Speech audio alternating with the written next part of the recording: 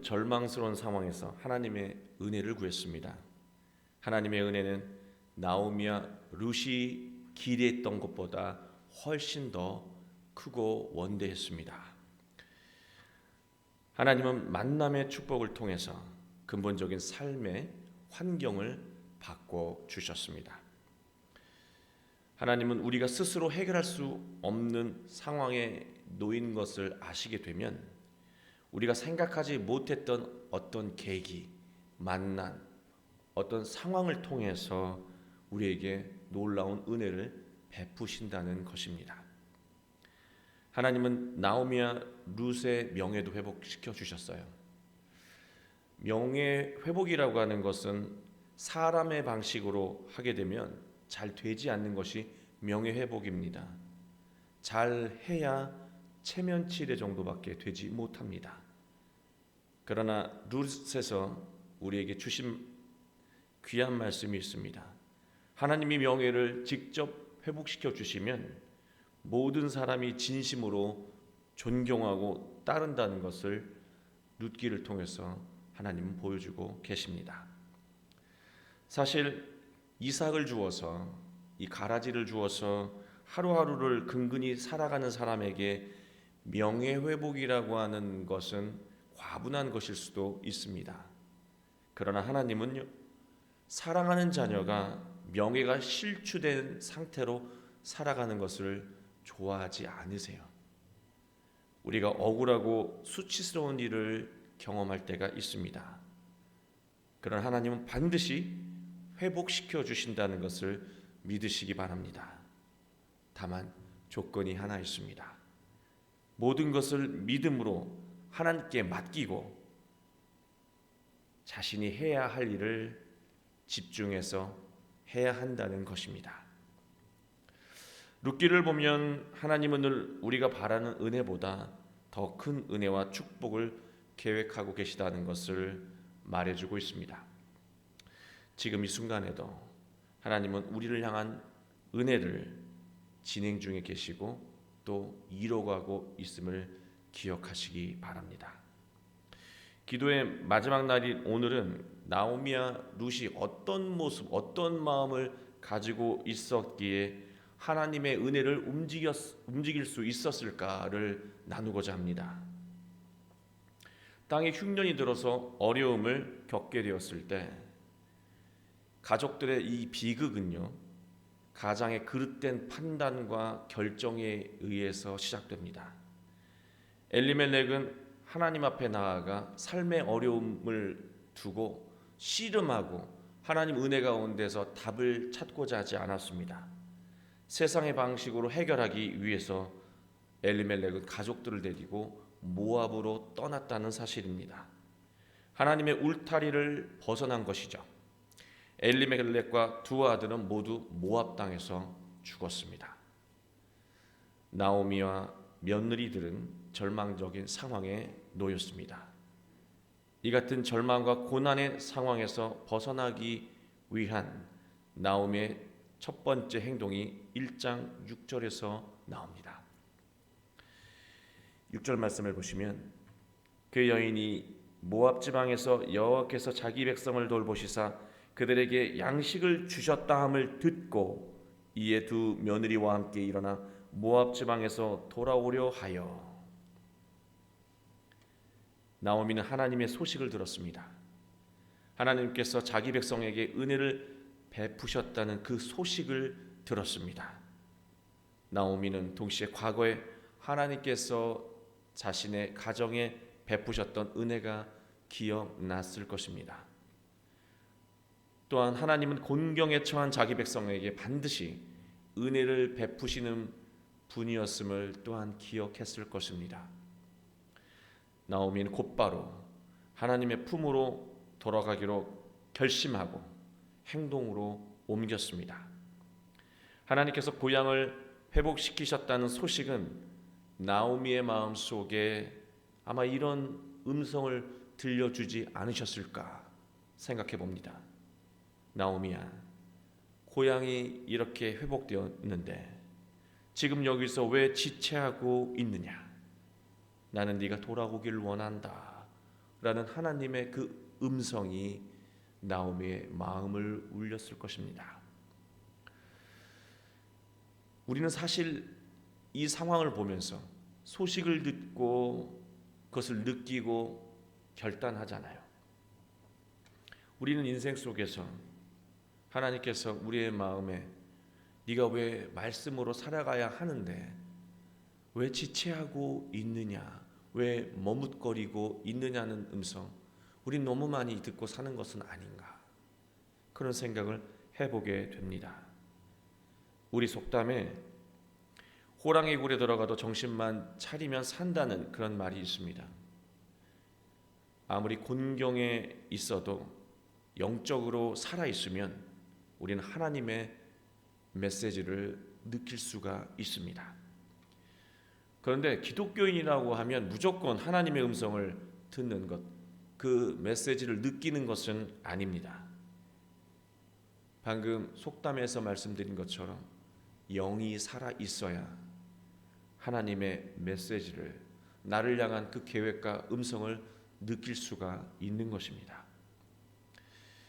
영적으로 살아있다는 것, 영적으로 간결해지는 것을 의미합니다.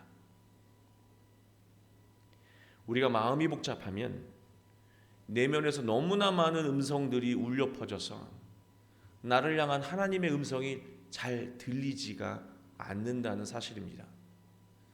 시끄러운 그 찻길 도심에서 휴대폰을 들고 있으면 소리가 잘 안 들리는 것처럼 너무나 많은 소리가 내 마음 속에서 울려 퍼지면 근심의 소리, 걱정의 소리, 두려움의 소리, 욕심의 소리, 낙심의 소리, 절망의 소리, 속상함의 소리, 분노의 소리, 이 소리를 다 듣다 보면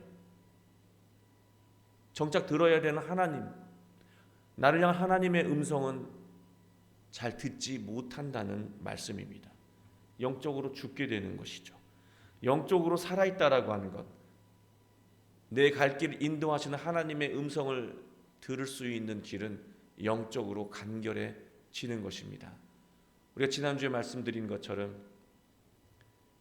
복음을 통해서, 복음의 그 검, 나는 화평을 주러 온 것이 아니라 너희에게 검을 주러 왔다, 세상에 검을 주러 왔다.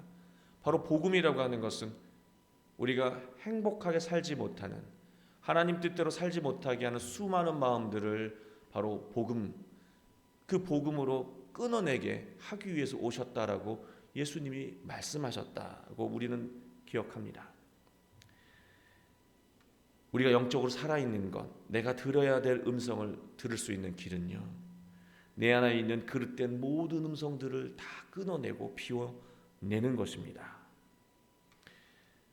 우리의 마음이 예수 그리스도 복음의 시선으로 바뀌고 당장에 위급하지 않은 것부터 내 마음 속에서 순차적으로 하나씩 또 하나씩 비워가고 끊어내는 것입니다. 그렇게 간결해지게 되면 결국 내 마음 속에 중요한 핵심, 본질만 남게 됩니다. 그 문제의 핵심만 남게 되는 순간, 또 본질만 남게 되는 순간, 우리는 하나님의 선명한 음성을 들을 수 있게 됩니다. 바로 룻은 그런 과정을 겪었다고 저는 봅니다. 내가 잘 살아보겠다고 하나님을 버리고 이방 땅까지 왔는데 뭔가 이렇게 드러낼 것들이 있어야 되는데 빈털터리가 돼서 고향으로 돌아간다. 얼마나 자존심이 상했겠습니까? 얼마나 수치스럽고 부끄러웠겠습니까? 얼마나 많은 생각들, 내가 가면 도움을 받을 수 있을까? 두려움도 있지 않았겠습니까? 그 수많은 마음들이 나오미를 그냥 여기 모압에 있어라고 하는 것, 가봐야 부끄러움만 당해라는 생각도 있었을 줄 압니다. 그러나 그는 하나님의 은혜를 기억했고 그 은혜, 그 말씀이 불필요한 마음과 불필요한 생각들을 다 비워내고 돌아가야 돼, 하나님이 나를 부르신다 라고 하는 그 음성을 선명하게 듣고 결단합니다. 여러분, 하나님의 음성을 들어도 결단하지 않으면, 움직이지 않으면 내일, 오늘 아무 일도 일어나지 않는다는 사실입니다. 그는 결단했고 며느리와 함께 고향으로 돌아갔습니다.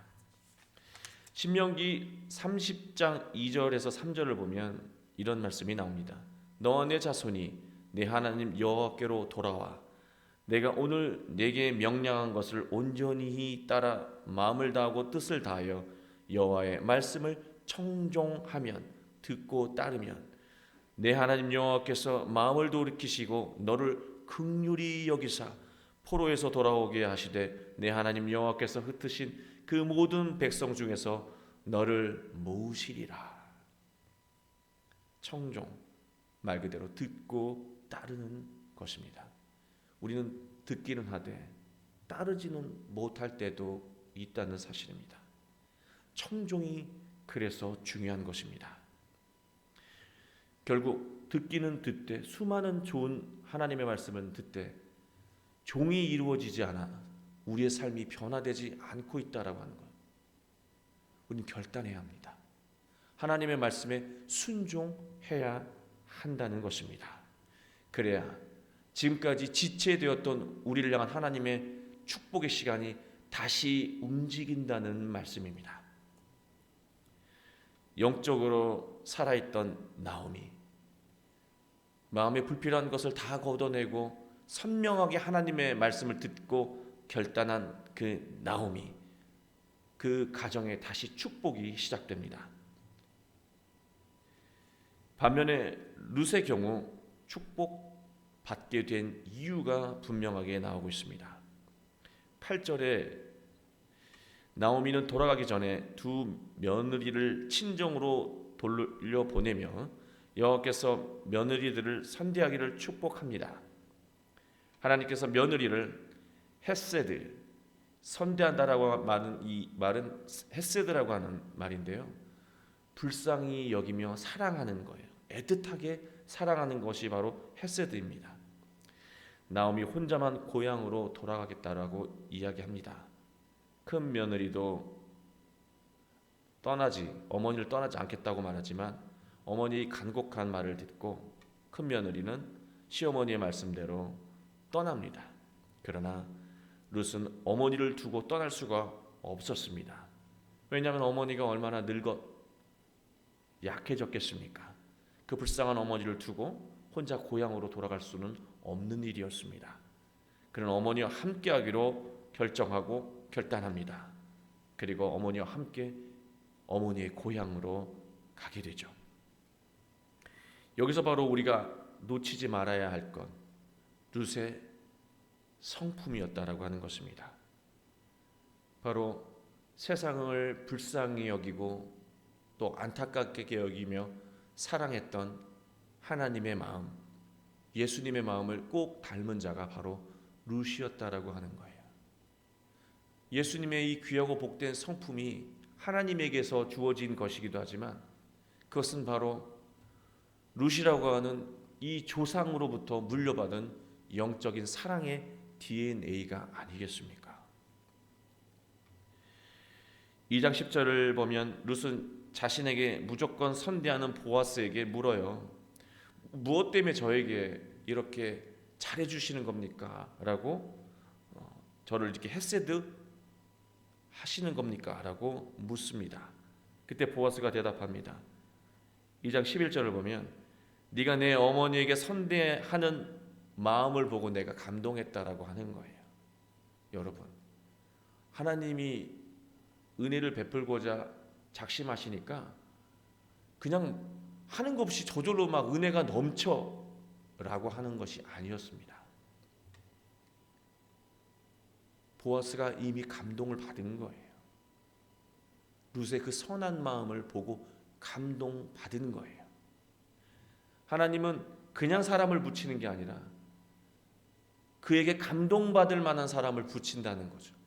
다시 말하면 내가 누군가를 감동시키는 마음으로 늘 살아가지 않으면 만남의 축복도 이루어지지 않는다는 거예요. 하나님이 선한 사람을 보내셔서 놀라운 은혜를 베풀고자 하셔도 내가 선한 마음으로 그 사람들을 대하지 않으면 그 만남의 축복도 보아스 10명을 보내도 우리가 선한 마음을 갖지 않으면 우리는 선한 만남의 축복을 이루어낼 수 없다는 사실을 우리는 기억해야 합니다. 저는 이 말씀을 전하면서 이제 마지막 날 말씀을 마무리할까 하는데요. 역경을 우리가 만나고 시련을 만나고 절망을 느끼고 속상한 일을 경험할 때가 있습니다. 그러면 하나님을 믿어도 안 되니까 사람에게 전화하고 사람의 방식을 구하고 사람하고 나쁜 생각을 도모하는 그런 길을 택하지 말아야 한다는 것을 우리는 느낍니다. 그래서 온 가족이 죽게 되잖아요. 우린 배워야 해요. 그리고 그런 어려운 상황이 있을 때 우리의 마음에 얼마나 많은 소리가 우리 안에서 우리를 낙심시킵니까? 그러나 중요한 것은 그 수많은 내면의 이 절망스러운 감정 때문에 낙심하게 되면 일상도 그대로 내려놓는다는 거예요. 선한 마음도 다 내려놓는다는 거예요. 하나님이 선한 만남을 보내주셨는데도 내가 지금 이 지경인데 당신한테 이런 마음, 이런 행동할 기분이 아니라고 하면서 평소와 다르게 나쁘게 행동한다는 거예요. 그래서 끊임없이 하나님은 우리를 헤세드하고 사랑하고 자비 베푸시려고 하는데도 선한 은혜의 역사가 일어나지 못한다는 말씀입니다. 아니, 우리가 거꾸로 그 은혜를 막고 있는지도 몰라요. 어떤 상황이 돼도, 속상하고 절망스러운 상황이 돼도 결국 나를 선한 길로 인도하시고 축복하신다라고 하는 그 하나님을 믿으시고 우리는 내 일상생활 속에 내가 해야 될 일을 그대로 하는 거예요. 선한 마음으로 사람을 대하고 내가 속상하고 힘들어도 웃으면서 내가 해야 될 일들을 해내고 그렇게 나에게 주어진 삶의 과정들을 성숙한 마음으로 이루어갈 수 있다면 여러분을 향한 축복의 시간은 그 시계는 다시 움직이기 시작할 것입니다. 그 시계가 움직이면 그 축복이 바로 이 본당을 나가는 순간에 우리 앞에 올 수도 있고요. 내일 가까운 시기에 하나님은 그 은혜로 우리에게 답을 해 주실 것입니다. 사랑하는 여러분, 인생을 살아가면서 왜 시련이 없겠습니까? 믿음 생활 한다고 해서 왜 우리가 어려움을 겪지 않겠습니까? 우리는 모두 어려움 속에 놓여 있습니다. 그러나 여러분에게는 하나님이 함께 하십니다. 그 하나님은 여러분의 어려움을 다 느끼고 동행하고 계십니다. 그 하나님을 믿고 모든 문제를 인간적인 방식이 아니라 하나님의 말씀과 그 기도와 은혜로 해결해서 더 빛나고 복된 인생을 살아가게 되는 여러분의 삶이 되길 주 예수 그리스도의 이름으로 축원합니다.